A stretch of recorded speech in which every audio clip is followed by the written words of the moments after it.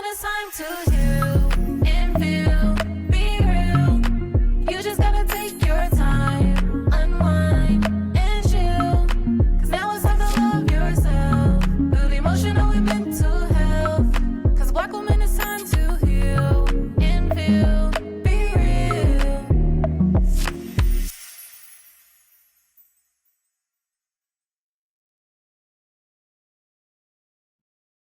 Welcome to Black Women Healing, where we heal on the daily. And today I'm going to do our Black Women Healing Appreciation segment.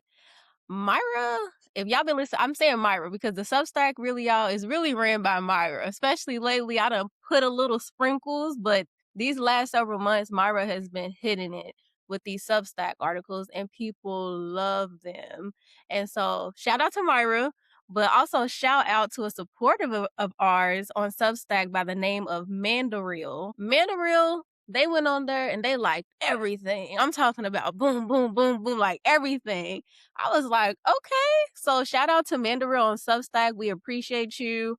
And we appreciate everyone for supporting us. So reminder to, link in with us, support us, but also engage with us like Mandaril. We really appreciate it. So shout out to you, Mandaril. And we always have special guests, but I say this one is really, really special. Matter of fact, we just spoke about you, Aisha, I believe on the last podcast. And we were talking about, resiliency. And you are a huge supporter of us. You always comment. You've been locked in with us from the beginning. We appreciate you so much. But in introducing this very special guest, Aisha is a part of so many beautiful things. One of the things being resiliency, which is, I would say, I feel like y'all, let me put it out here. Y'all about to be worldwide. Y'all about to be having resiliencies everywhere. Yes. And so I'm going to go ahead and let Aisha go ahead and explain a little bit more about herself. So go ahead and take it, Aisha. So first of all, y'all just made me feel so special on a random Friday. So thank you for that. I appreciate that. And the love is mutual for sure. I love you guys.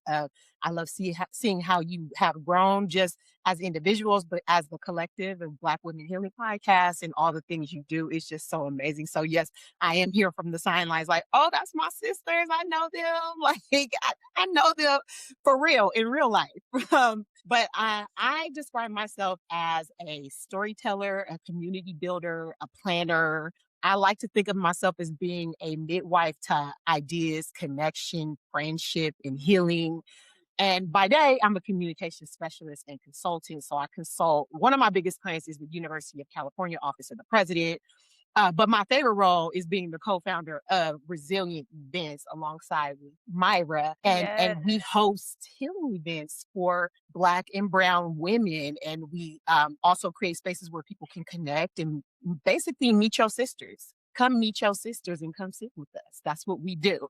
So, and I'm really excited on this topic. I don't want to give too much away, but I feel like I learned a lot about community and what I do now, like storytelling and everything from this topic area. So I'm really excited to be here today. Yes. Well, thank you for joining us.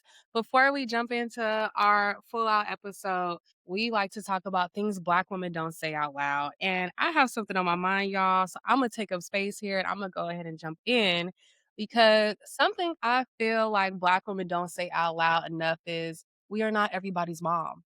Yes, we communal raise. Yes, we have our kids, but we are not everybody's mom. And it's been showing up so much with my clients lately when they're telling me stuff about their partners. And one of my clients yesterday, she was telling me stuff, and I was like, "Oh, you're his mom now."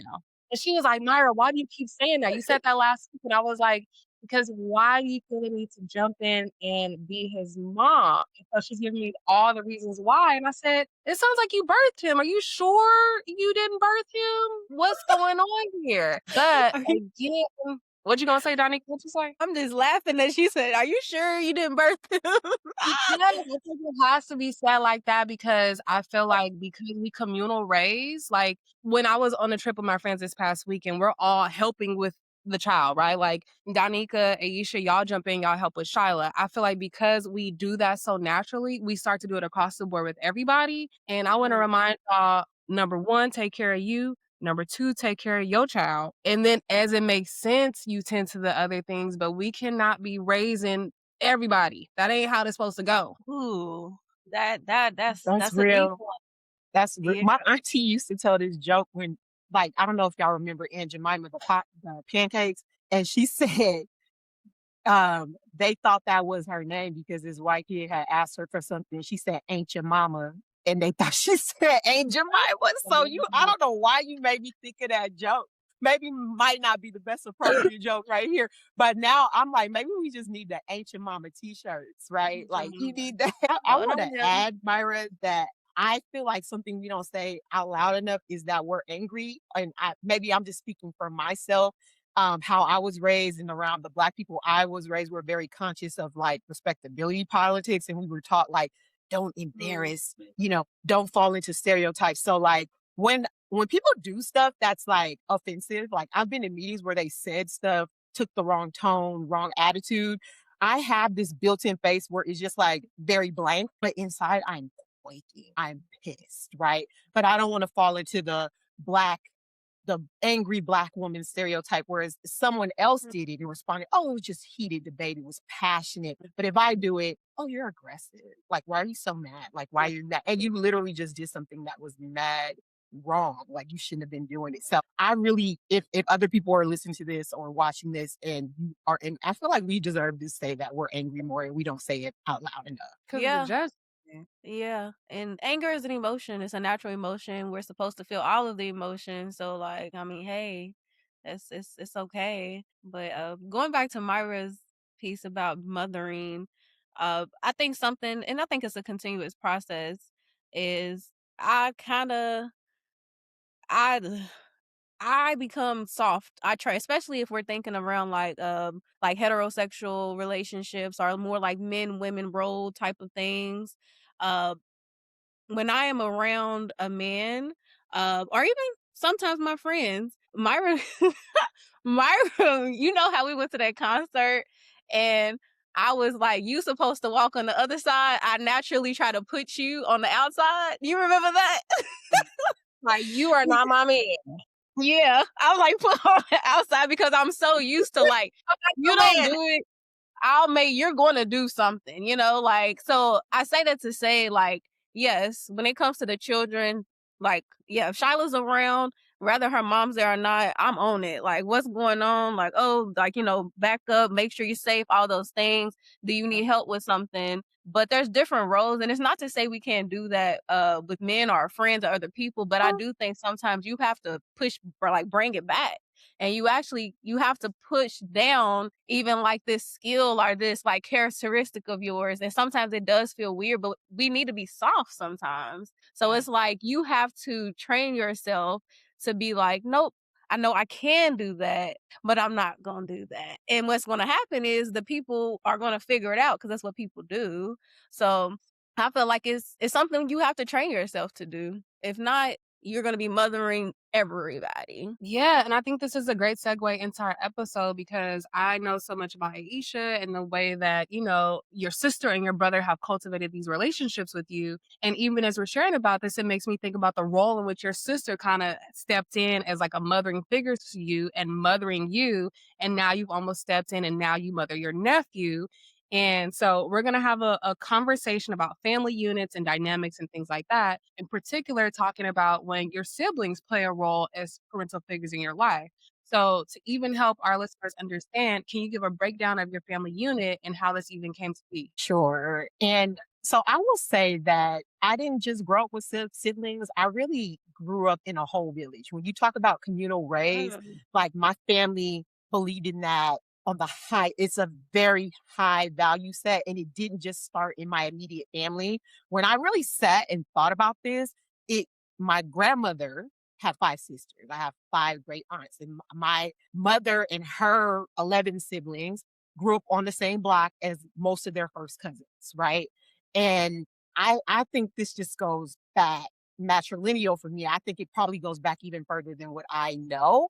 And I think my family breakdown starts with an inheritance that is both beautiful and sometimes painful. Um, some of the traditions that we're carrying forward need to be not traditions. But Mhm. it really shaped our family units because we were trying to survive. Like in that my grandma's area, they moved from Tennessee to Detroit. They migrated. And I think that's why they were surviving in this new environment and making things work. And same thing for my mother's family. They moved from Detroit to California in kind of like a caravan format. We're in this new place and we're trying to survive. So that's why I think migration is maybe like the gold thread that helps or gives us the like perfect soil to blossom this particular family and story. But I am the youngest of three in my immediate family. My sister and brother are much older than me, like 15 and 17 years older than me. And the age gap made them feel like part sibling, but also kind of part parent and caretaker to me. And I also grew up in a family, like I was just saying, everybody helped raise everybody. So it just wasn't them, like, though they were primary and of course, my parents, but like my aunts and uncles, their word were law. If I remember the one time I told my auntie, "You're not my mother. I'm gonna wait till my mother gets here."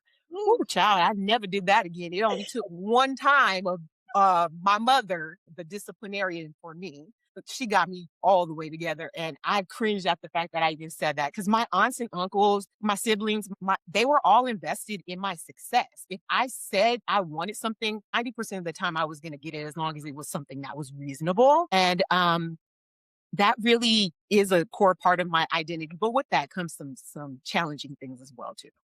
yeah, no, I absolutely love that. I think that's beautiful to have that communal upbringing, and even that you learning that lesson early of like, hey, you don't say that to your people because we love on each other. They're mothering you, whatever. They have some say so in your life because they're helping you, right?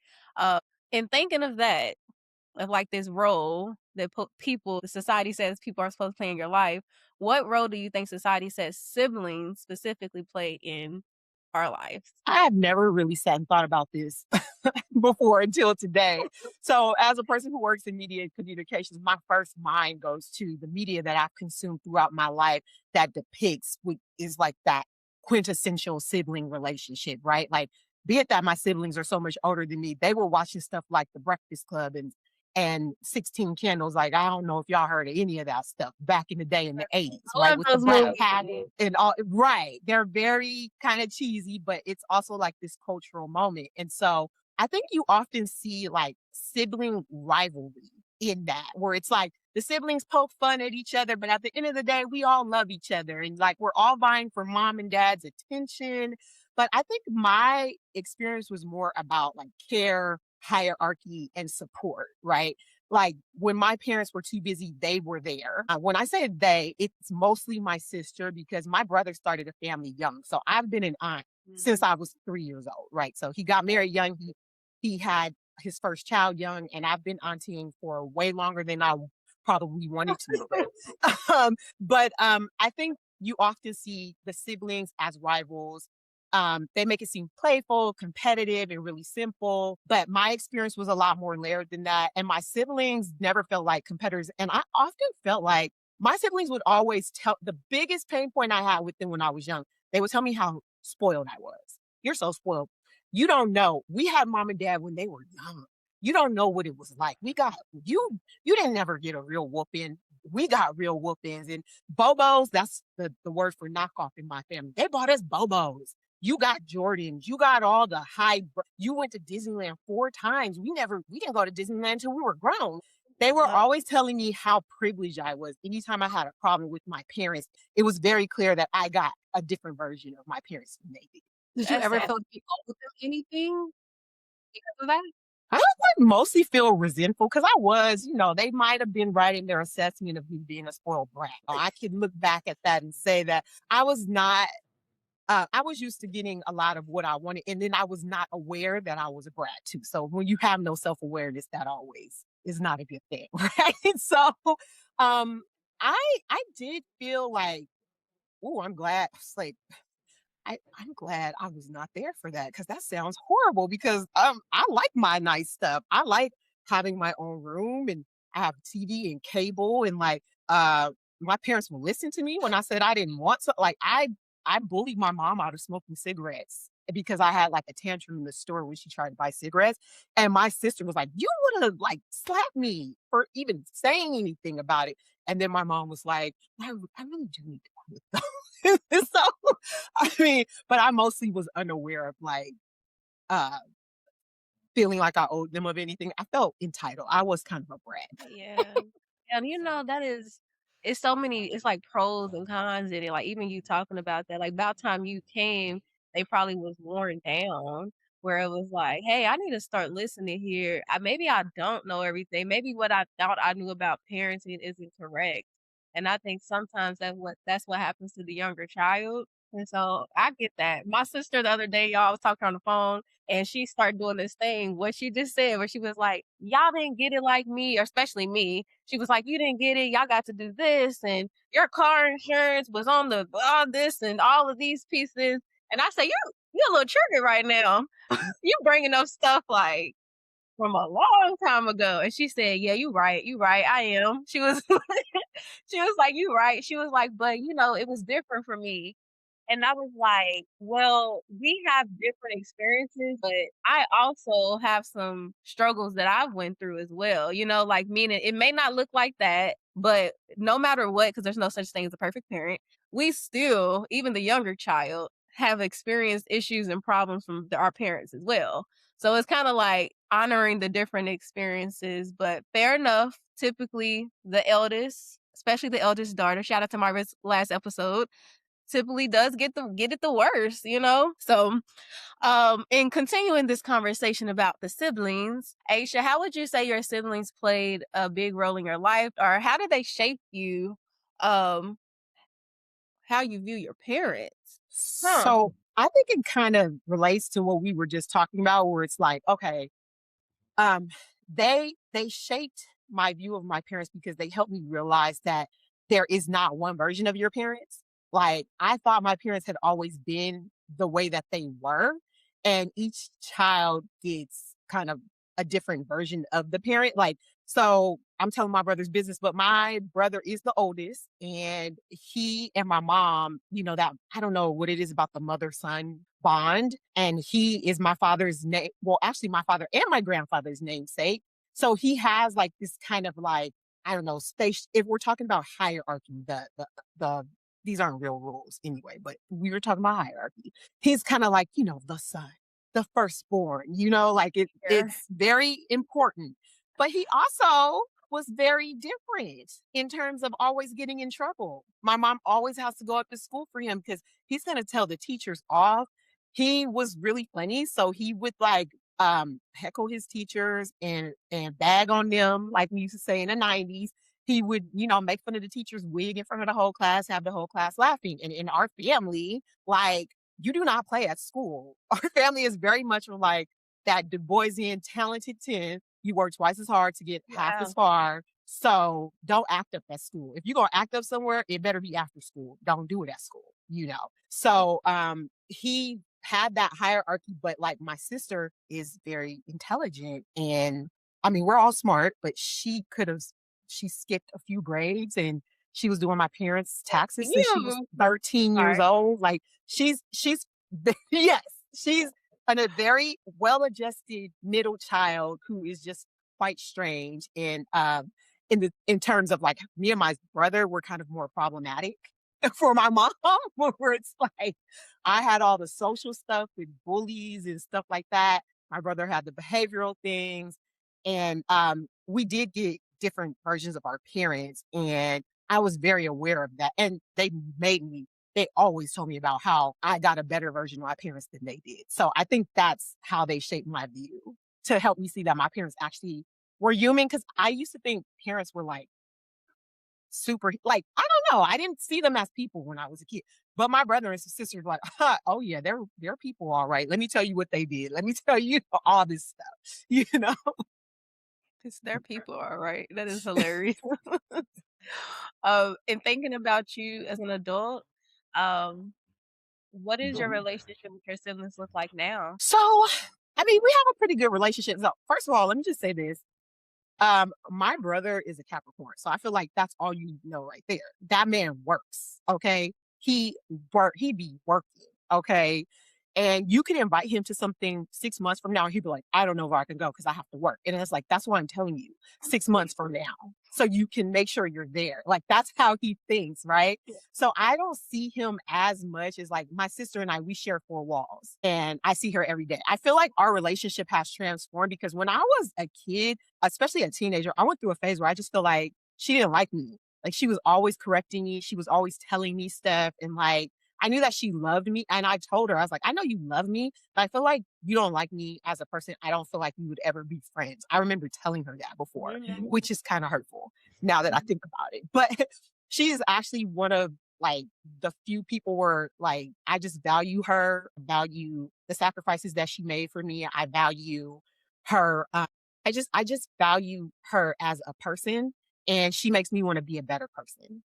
And she taught me things like that my mom didn't teach. She pulled me to the side one time when I was like 15. It was so random because we had just got done arguing the day before. And she pulled me to the side. She was like, I want to show you something. I was like, what? What do you want now? And then she showed me this ledger where she was calculating her income, her, assets versus my liabilities. And she's like, you need to do this and you need to make sure you always make more money than you spend and save your money. And then she was just like, now go. And I was like, okay. It's like, but that's a core memory for me of like just an example of how she would help me. And even like I made good grades in school. My mom was like, I'm not coming to no ceremonies. I'm not giving you anything for doing good grades because that's why I work so hard. We work so hard, and your job is to do well. My sister pulled me to the side, was like, here goes $20 for all the A, for $20 per A. Here's a few $100. Go have fun with your friends. Like, you know what I'm saying? So like she just she gave me something that my parents couldn't always give me. Yeah. And this is the same sister that encouraged you to build a table from scratch, right? Yes, yes. I only have one biological sister from my family. And so like she builds stuff. She has a whole toolkit. When I went to college, she bought me my first laptop. When I went to grad school, she bought me a new laptop. When I was podcasting, she bought me mics and equipments and like she's like one of the biggest supporters I've ever had. And, That's so sweet. What do you feel like your siblings are building? um hard work. Well, first of all, we all in that same line with inheritance. I think they instilled hard work in me. We got that honestly from our grandparents on both sides, actually very hardworking people. But that Murphy side, my dad's side, them people will work to the day they die. Like that's literally how my grandma, they knew she had passed because she didn't come to work for the first time ever. So um, we got hard work and just like um, always being a leader. Because one thing about my brother and my sister, they've never been like one to follow the crowd. Like my brother was the one that people would follow, you know, and my sister didn't care what everybody else was doing. She was like, okay, well, you're lame if you don't do this. She was like, I guess I'm lame then. See y'all later. Like she didn't care about that. So I think that's one of the biggest things that I got from both of them as well. I love that. And then how do you feel like it plays into who you are present day as like a woman, a grown woman? Well, I have a problem with overworking. So I think again, the beautiful and painful inheritance, I need to find the beautiful in like the balance of not overworking because I think I have inherited that from a long line of folks. And so I overwork to the point where I will let other parts of my life suffer because I'm so into I gotta get this money. I can't be broke. I can't do this. I can't do that. So I think that that's a core part of it. And then just like seeing them with their friends and stuff, I would say like um w- as y'all know, like my brother and my father were both incarcerated and they were incarcerated at the same time. Now, this may not be a positive story, but one of the things from that instance is my brother, he had the opportunity to, well, he was approached like, we know you didn't really do this per se. Like you done other stuff, but you didn't do this. And we're willing to work with you if you tell on these people. And my brother was just like, loyalty is very important for him.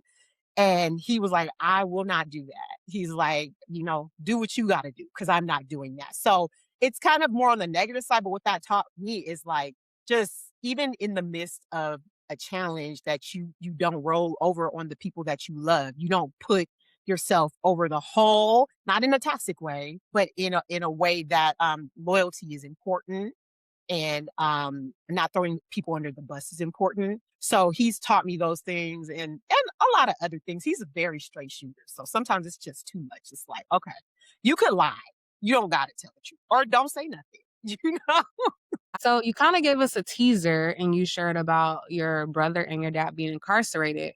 So if we're taking a little bit of a deeper dive, I'm curious, how did your relationship with your sister shift, with your brother shift, maybe even with your mom and your dad? How did these relationships shift after your dad became incarcerated? So when my dad was incarcerated, we didn't just lose his presence. When my brother was incarcerated, we didn't lose their presence. We lost stability. Okay, that's not often talked about. They talk about the pain of your loved one being taken away, but there's so many other things that happens when someone in your immediate family or someone you share four walls with is incarcerated. So, and in this case, it was both my brother and my dad. Um, so the family had already been strained before the incarceration. My father and mother were having problems in their marriage. And that was showing up in us moving from Los Angeles County. We moved around and then finally landed out here in the Inland Empire in Moreno Valley, California. And that was hard for me because it's like, I don't have any friends. I moved to this new place. I went from being, typical stuff when you're in school. People make fun of your hair, how you look. But now I'm in a place where they like some kids decide they don't like me because I'm black. That was a new thing for me. You're black. We don't play with black kids. We don't like black people and making fun of me for something I literally cannot control. So it was a lot of that going on. And then my father ended up being incarcerated and my brother as well. And it changed everything emotionally, financially, practically. We didn't just lose one person, we lost finances, right? Um, and then it turns another part that people don't talk about is that it turns from being just losing that income, but also losing a person who now has to become a liability. And that sounds harsh, but like you have to pay to see your loved ones sometimes. Like if you want to talk to them on the phone, you have to put money on their book. If they need commissary, you have to send them money. They're for federal prison, they're not around the corner. So if I want to go see my dad or my father, I have to drive up to Lompoc, which is in Santa Barbara, right? And if you ever have somebody who's been in the federal incarceration system, when you hear Lompoc in California, you know what I'm talking about. And we got to go up to Lompoc, visit my brother.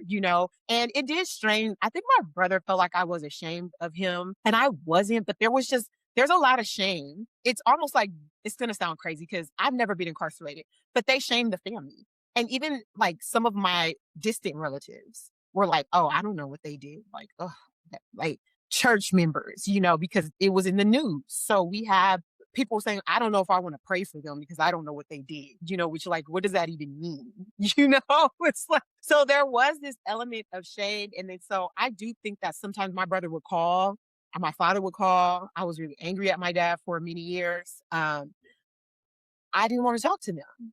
I don't want to get on the phone and hear you're receiving a call from an inmate at a federal facility. Like I still remember the disclaimer. It was hard and I had to grow up fast. It made me more guarded and more serious and more angry. I had always been very creative. I'd always been kind of bubbly and I didn't notice it then, but my personality did begin to change and I kind of had this chip on my shoulder that I honestly haven't really ever gotten off my shoulder since that experience, but I am working on it.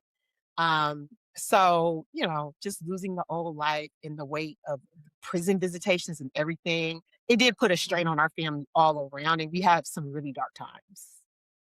Of Yeah. course. And we're having another episode where the woman is going to be talking about her dad being incarcerated and that being when she touches base with him and that's when she starts to form a relationship with him. So it's interesting when your dad has been in your life and we're able to see the trajectory of how things change in that instance.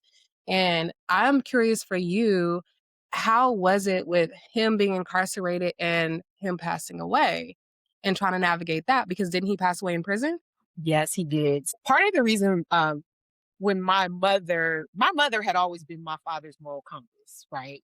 They knew each other since they were 8 and 10 years old. They dated all throughout teenage years. They got married at 18, had their first baby at 20, had their next baby at 22. They just had always been together, right? So even through his infidelity, cheating, the things that led to him and her deciding, I am going to separate, even though divorce, none of her siblings were divorced. Her parents never divorced. His parents never divorced. Divorce was not something she believed in, but she was like, I'm going to separate because I'm choosing myself.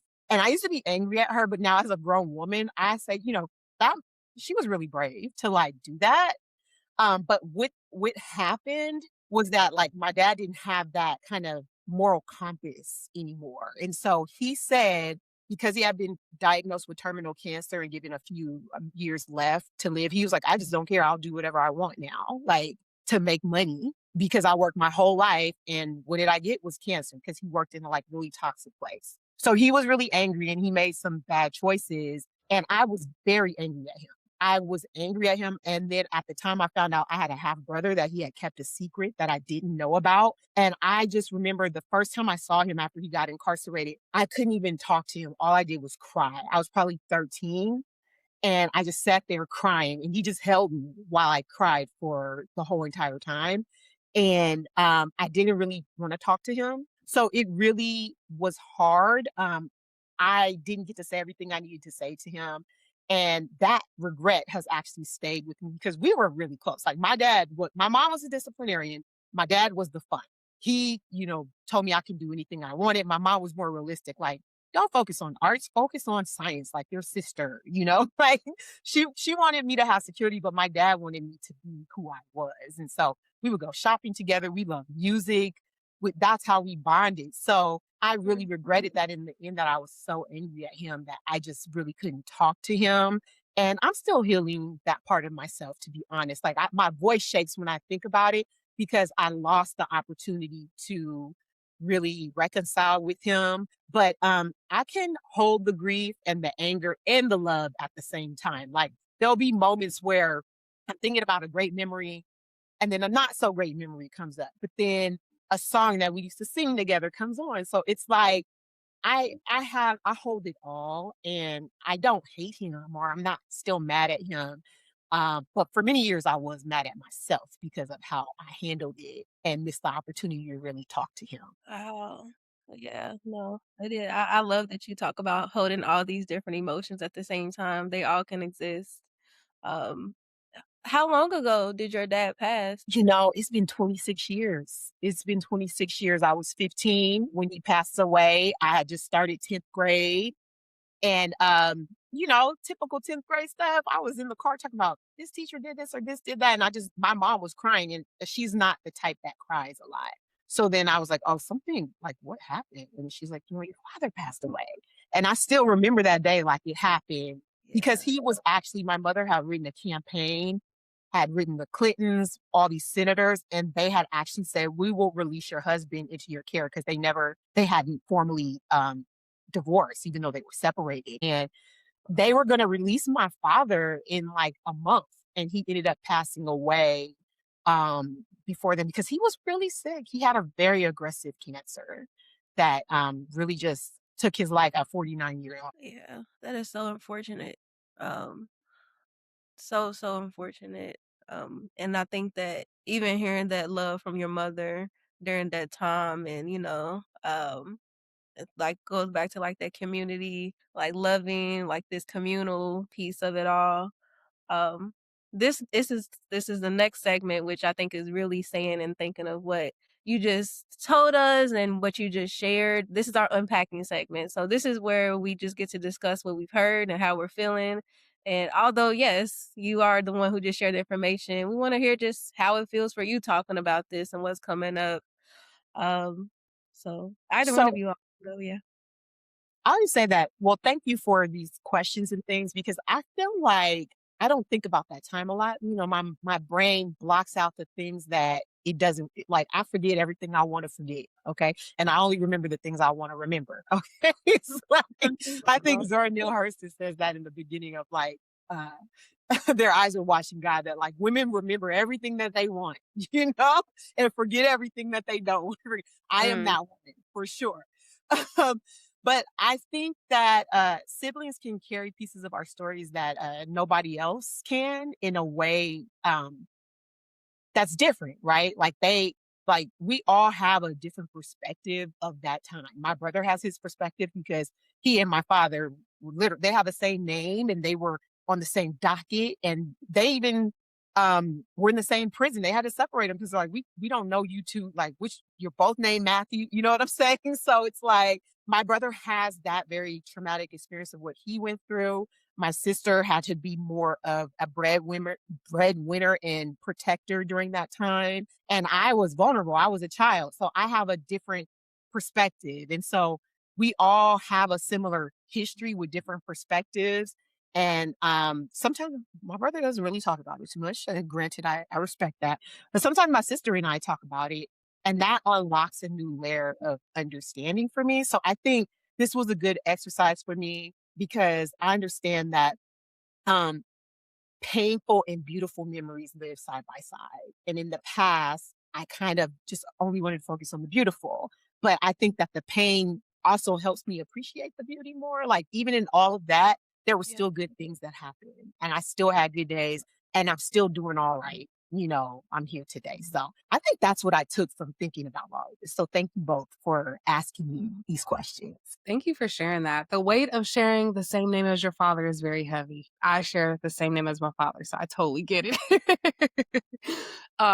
But you know, overall, I think for me, what's coming up is the humanness of just all of us. Like everything that you shared was just the humanness of these people. Like the ways in which your sister stepped in, just the human part of it all of like, yes, this is my sister, but also like this human needs to be cared for. And then how you like so lovely tied it up. Because when I think about your mom, I think about how she just shows up as a human and just sees people and just her writing those letters and her being prepared to take your dad back in, the humanness of it all, the humanity that we have to hold on to. I think that's what I'm taking from it. Even considering the fact of like when we think about folks in prison, it's so like demonized and it's like, oh my God, like stay away from them. Like they're a troublemaker. Still, your mom was like, nope, I'm gonna write these letters. I'm gonna take him in. So I think for me, it's the humanness of it all that keeps coming up. What about you, Danica? Yeah, I think for me, I mean, it's two pieces. One, this piece of I start thinking, I'm like, dang, I don't know anybody around me, especially like close people to me who their family have not been impacted by jail or prison. And that is just, I'm like, what would the world be though if that wasn't the case, right? If that wasn't like as normalized in our community, like what, like that is insane. Like thinking of like everyone around me has been impacted. Like I can't think of one like friend that's like, no, nobody in my family has never been to prison or jail, right? Like, no, everyone has, which kind of goes into just this, incarceration and all the pieces of especially Black people. So that's the first thing. And that's just like, it just sucks, if I'm being honest. That's just the sucky part. But the part that, and thinking of like you're saying, Aisha, these good memories and also these like more intense memories living side by side, bring back communal like living and taking care of each other, like this community collectivism type of thinking. I love that. And I like when I sometimes I do wish I was back home, like when me and my sister was young, used to be like, what if we lived in just a big old house and you would be on this side and I would be on that side. And, cause we do need a little space. We do need a little space. We would not survive in a little, like we need some space, but it is nice to know that you have siblings and family that you can depend on and who can like come in and teach you things that somebody else probably doesn't know to teach you. Like would become so much like more holistic people in general. Like there's so many skills that people have, especially our siblings have around us that it's like we actually need that. So bring that back. That's what I'm thinking. Y'all, we just said a whole lot. If y'all been listening, we thank you all for continuing to listen. Y'all know we end with a takeaway. So this is something that Aisha's want to give. This could be a homework, anything you want to share and leave the audience with. So I want to pass on what you guys allow me to do through these questions, you ladies, you queens. And just challenge people because I know we're in this age of like no contact and totally get it. Sometimes you have to do what's best for you. So I know I have recently run into people who are like, oh, I don't talk to my sister anymore because she did this and she did that, and I had to go no contact. And sometimes that is very necessary, right? But I want you to think about your inheritance. Like sometimes healing starts by naming what your family gave you and also thinking about the beauty of it and the not so beautiful side as I've been thinking about myself and thinking about what it cost you. So here are a few things to think about. Think about what your siblings taught you. Ask what role they played beyond brother or sister. And notice what you inherited from them and how it still lives on to you. Like, did it lives on in you? Did it do something negative or did it do something positive? Or is there a mix like me? And then reach out if there is a memory worth revisiting, if you can, if it's safe. If you didn't go no contact for like a reason that, was really, really detrimental, I would challenge you to like reach out and see if you can have a conversation with them and just focus on the beautiful and see if there's an opportunity to heal the not so beautiful part and maybe move forward with them. Because honestly, healing can start with honest reflection. Is something that is very important to the healing journey. So reflect on that and then, let us know, tag us and let us know how it works. Yeah, I love that. I'm like, I'm about to do this and I'm gonna get a little spicy. I'm gonna send it to them, Spice. They I about to be definitely need an update on that, Myra, with the spice. Monica, with the spice, with the spice. Yeah, I love that. Thank you so much, Aisha, for like leaving us with that. All right, y'all. This has been another episode of Black Women Healing. We will see y'all next Monday. It's your favorite co-host, Danica and Myra, and we appreciate you all for listening to Black Women Healing Podcast. If you like what you just heard, go ahead and like, comment, and subscribe on all of our platforms, which can be found in the show notes. We appreciate every type of engagement as it creates more exposure and helps our community get this healing on the daily. See y'all next Monday, and don't forget, we are healing On the the daily. daily.